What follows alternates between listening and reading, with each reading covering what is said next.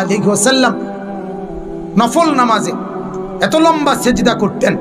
আম্মা জান আয়েশা রাদিয়াল্লাহু তাআলা আনহা বলেন, মাঝে মাঝে মনে হতো নবী ইন্তেকাল করলেন কিনা, মারা গেলেন কিনা। এজন্য আমি নবীর পায়ের পিছনে তালুর মধ্যে এভাবে আঙ্গুল দিয়ে চাইতাম, মানে রেক দিয়ে বসাইতাম আর কি, যে জীবিত কিনা। এত লম্বা সেজদা দিতেন। হা বাজান, হযরতে সাহাবায়ে কেরাম বলেন নবীজি সেজদা দিতেন এত লম্বা আর কামতেন। আহ নাসমাউ লাহু আজিরান কা আজিরিল মিরজাল। সাহাবীরা বলেন চুলার মধ্যে ডেকচির মধ্যে পানি বসাইলে পানি যখন উতরাইয়া ডকডক করে, গরম পানি ডকডক করে না, এরকম ডকবগে আওয়াজ যেভাবে করে, আল্লাহর নবীর কলিজার কলবের ভিতর থেকে আমরা কান্নার এরকম ডকডগে আওয়াজ শুনতাম। সেজদার কান্না। আল্লাহর নবী এভাবে কাঁদতেন, নবী এভাবে কাঁদতেন। আম্মা জান আয়েশা বলেন একদিন রাত্রিবেলা নামাজে দাঁড়াইছে, তাহাজ্জুদে এক রাকাতে মাত্র দাঁড়াইছে নবীজি। আয়েশা রাদিয়াল্লাহু তাআলা আনহা বলেন আর সেজদাও করে নাই, আর রুকুও দেয় নাই। বেলালের আজান পর্যন্ত ফজরের আগ মুহূর্ত এ দাঁড়ানো থাইকেই কোরআনের একটা আয়াত পড়ছে আর কাঁদছে আর কাঁদছে আর কাঁদছে। কাঁদতে কাঁদতে চোখ ফুলায়া ফেলছে, দাড়ি ভিজে গেছে, বুকের পশম ভিজে গেছে। আম্মা জান আয়েশা বলে তাওয়াররামাত কাদামাহু, দুইটা পাও ফুলে ফুলে গেছে। এরপরে আরো আশ্চর্য কথা শুনেন। আম্মা জান আয়েশা বলে উম্মত শুনবা, সেদিন ওই রাতে সারা রাত কেঁদে কেঁদে বুক ভাসাইয়া নবী একটা কথা বলছে আল্লাহর কাছে। সেটা কি? তো আয়েশা রাদিয়াল্লাহু তাআলা আনহা বলেন সেটা শুধুই কেবল এই উম্মতের জন্য নবী কাঁদছে। ইন তুআযিবহুম ফাইন্নাহুম ইবাদুক ওয়া ইন তাগফির লাহুম ফাইন্নাকা আনতাল আজিজুল হাকীম। এটা কোরআনের আয়াত। আল্লাহর নবী এক অদ্দুর সারা রাত পড়ছে, আল্লাহরে বলছে মাওলা আমার উম্মত আপনি যদি গুনার কারণে আযাব দেন আপনি দিতে পারবেন। আপনার আমি বলার কিছু নাই, আপনার বান্দা, আপনি চাইলে যা ইচ্ছা তাই করতে পারেন, আযাব তো দিতে পারেন মাওলা। ওয়া ইন তাগফির লাহুম, নবী বলে আল্লাহ যদি এই বন্ধুর দিকে তাকাইয়া যদি আমার গুনাহগার উম্মতকে মাফ করে দেন, ফাইন্নাকা আনতাল আজিজ, তাইলে তো আপনি এই ক্ষমতাও রাখেন, আপনাকে তো বলার কেউ নেই। আপনারে বাধা দিবে কে? আপনারে নিষেধ করবে কে? বন্ধুর দিকে তাকাইয়া দেন না মাফ করে। আমরা কিতাবে পড়ছি বাজান, ওই যে একটু আগে বললাম আল্লাহ পাক যাদেরকে একবারে কাছে বসাবেন তা করে কি বলে মনে আছে নি? নবীজি বলছে আনা মিনাল মুকাররাবিন। নবীজি বলছে ও উম্মত, আল্লাহর ঘনিষ্ঠ জনদের মধ্যে সর্বপ্রথম সবচেয়ে ঘনিষ্ঠ হব আমি মুহাম্মদ। হাসরের ময়দানে মাওলা আমার জন্য আল্লাহ তার সিংহাসনের পাশে আবার আমার জন্য আসন নির্ধারণ করবেন, বসে বসে আল্লাহর নবীকে আল্লাহ তাআলা বলবেন বন্ধু এই আসনে বসেন। কিতাবে আছে বাজান, নবীজি সাল্লাল্লাহু আলাইহি ওয়াসাল্লাম, একটু মনোযোগ দিয়ে শুনেন এই কথাটা। আল্লাহর নবী নিজে আইসা নবীর জন্য যে আসন সিংহাসন হাসরের মাঠে, নবীজি আইসা এটার সামনে এরকম হাত রাখবেন, হাত, কিন্তু বসবেন না। আল্লাহ তাআলা বলবেন বন্ধু এই আসন তো আপনার জন্য, বন্ধু বসেন না, আপনি বসবেন না। তো আল্লাহর নবী বলবেন রব্বুল আলামিন আমার জন্য বলাতে তো হাত রাখছি, আমার এটা তো আমি গ্রহণ করছি, আপনি দিয়েছেন বলে, কিন্তু আমি বসবো না মাওলা। আল্লাহ বলবেন কেন বসবেন না? আল্লাহর নবী বলেন রব্বুল আলামিন আমি যদি বসে যাই হাসরের এই বিরাট ময়দানে আমার উম্মতের জন্য দৌড়াবে কে? আমার কোথায় কোন উম্মত গুনার কারণে নাফরমানির কারণে আটকে যায় কিনা? আমি যদি না ছুটি, আমি যদি না দৌড়াই, আমি বসে গেলে আমার উম্মতের জন্য দৌড়বে কে?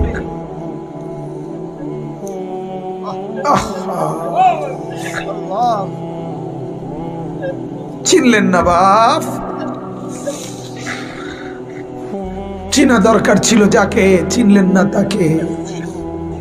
হায় যুবক, বন্ধুকে চিনলা না, দুশ্মনকেই বন্ধু বানাইলা। দুশ্মনকেই বন্ধু বানাইলা। আপন বন্ধু যিনি তাকে চিনলা না, দুশ্মনকেই গ্রহণ করলা। চেহারায়, সুরতে, চলনে বলনে, আচারে উচ্চারণে বেঈমান যেভাবে সাজায় দেয় তুমি তাকেই গ্রহণ করলা যে তোমার বন্ধু। কি কথা একটা নবী কেমনে বললেন! আরে আরো শুনেন মিয়া, হাদিসে আছে আল্লাহ তাআলা জিবরাইল ফেরেশতাদেরকে পাঠাবেন, আমার বন্ধুকে কবর থেকে প্রথম হাসরের ময়দানের জন্য তোলো। তখন জিবরাইল আলাইহিস সালাম, মিকাইল, ইসরাফিল, আজরাইল 4 ফেরেশতা মদিনার রওজায় নবীর কবরের সামনে আসবে। আর ফেরেশতারা একজন আরেকজনকে বলবে, তুমি ডাকো নবীকে। সবাই বলবে না। শেষ পর্যন্ত বলবে, জিবরাইল তোমার সাথে নবীর মহব্বত বেশি, তুমি বেশি আসছিলা গেছিলা দুনিয়াতে, তুমি ডাক দাও, আমরা সাহসে কুলায় না।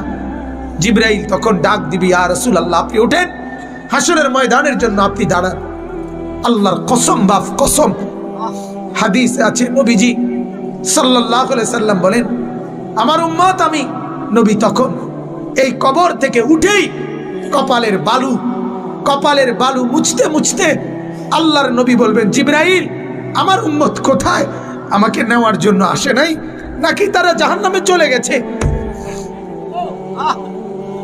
জিবরাইল তখন চোখের পানি ফেলে বলবেন, না ইয়া রাসূলুল্লাহ, এখনো কেউ কবর থেকে উঠে নাই, কাউকে আল্লাহ এখনো উঠায় নাই, আপনি উঠলে এরপরে সবাই উঠবে। উঠেই নবী বলছে, হায় আমার উম্মত কই? আমার উম্মত আমারে নিতে আসলো না। ওই যে এয়ারপোর্টে আমরা মাদ্রাসায় দেখি, এই ভুক্তভোগী আমরা মাদ্রাসার ছোট ছোট ছেলে পড়ে যে আমার মাদ্রাসায়, প্রায় মায়েরা বাচ্চাদের মা ছুটি নিতে আসে, তার বাবা বিদেশ থেকে আইবো, এয়ারপোর্টে নিতে কইছে। ছেলেটারে কি করতে কইছে? এটা যখন বলে মহিলারা কাইন্দা দেয় যে ওটার আবদার বাচ্চার বাপের, যেমন ছুটি লইয়া, অথচ এটা তো একটা আবেগ ছাড়া আর কিছু না, কারণ বাড়িতে আসলেই তো দেখবে, কিন্তু এটাও তো একটা আবেগ। বাবা যখন এয়ারপোর্টে নামে তো নিজের সন্তানটাকে কি করতে চায়? দেখতে চায়। তো নিশ্চয়ই বিবিকে তো বলবে, হায় হায় আমার ছেলেটাকে আনলা না, ওই আসে নাই। তো নবীও এমন বলবে, জিবরাইল আমার উম্মত আসে নাই, আমার নিতে আসে নাই, ওরা কোথায়? তো জিবরাইল বলবে, ইয়া রাসূলুল্লাহ উঠে নাই ওরা এখনো, আপনি উঠলে এরপরে আল্লাহ সবাইকে উঠাবে। অতএব বাজান, আমি অনুরোধ করছি,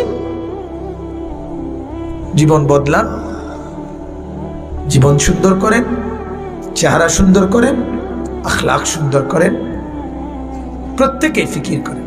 কষ্ট করে যারা বাবা বলছেন, জওয়ান ভাইয়া তোমাদেরকে আবারও বলি, বাজান তোমার জীবন তুমি সুন্দর করো। বন্ধু চেনো, বন্ধু চেনো, বন্ধু তোমার রসুল, বন্ধু তোমার রসুল, বন্ধু চেনো। সাহাবায়ে কেরাম বন্ধু, উলামায়ে কেরাম বন্ধু, আউলিয়ায়ে কেরাম বন্ধু, বন্ধু চেনো বাপ। দুশ্মনকে বন্ধু ভেবো না, বন্ধুকে ফেলে দিও না, ফেলে দিও। আল্লাহ তাআলা আমাদেরকে বুঝার তৌফিক দান করুক। কোরআনুল কারীমের এই আয়াতে আল্লাহ তাআলা সূরা দুখানের এই আয়াতের মধ্যে আল্লাহ তাআলা বলছেন একটা কথা, শুধু এটা বলার জন্যই পড়ছিলাম, এটা বলেই শেষ করছি। ইন্না আনজালনাহু ফি লাইলাতিন মুবারাকা, এখানে একটা শব্দ আছে এই আয়াতে। আল্লাহ তাআলা বলছেন আমি কোরআন নাজিল করেছি বরকতময় রাতে। কি রাতে? এই কথাটা নিয়ে মুফাসসিরদের মধ্যে দুইটা মত। অধিকাংশ মুফাসসিরের মত হলো এই আয়াতে বরকতময় রাত বলতে শবে কদর, রমজানে যেটা, ওইটা বোঝানোর উদ্দেশ্য। এটা হলো অধিকাংশ মুফাসসিরদের কি মত। এটা ধরলে কোরআনে শবে বরাতের আলোচনা নাই, কথা বুঝছেন? কিন্তু একজন প্রসিদ্ধ মুফাসসির, যিনি আমগো আমলের না, আমগো আমলের তো সবাই প্রসিদ্ধ, আমাদের দেশে তো আলহামদুলিল্লাহ সবাই আন্তর্জাতিক খ্যাতি সম্পন্ন মুফাসসিরে কোরআন। বাই তো চেনে না, এলাকা তো চেনে না, এবারেও কি আন্তর্জাতিক খ্যাতি সম্পন্ন নর্মাল কোনো মুফাসসির আল্লাহ শুকর আমরা দেশে নাই, অন্য দেশে থাকলে থাকতে পারে। এরপরে সবাই বিশিষ্ট ইসলামী চিন্তাবিদ, অল্প স্বল্প চিন্তা করি না, লোক নাই একবারে নেই।